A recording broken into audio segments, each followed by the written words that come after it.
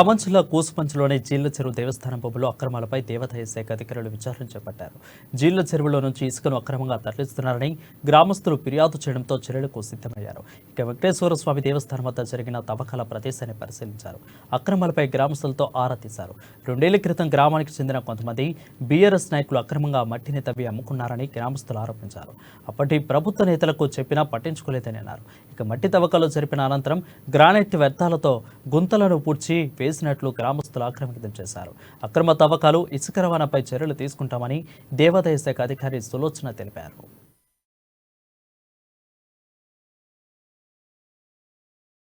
గ్రామంలోని శ్రీ వెంకటేశ్వర స్వామి దేవాలయం మరియు శ్రీ సీతారామచంద్ర స్వామి గ్రామస్తుల ఫిర్యాదు మేరకు ఆ భూముల్లో ఇక్కడ పరిశీలించడం జరిగింది. అక్కడ అక్రమంగా తవ్వకాలు జరిపినట్టుగా గుర్తించడం జరిగింది.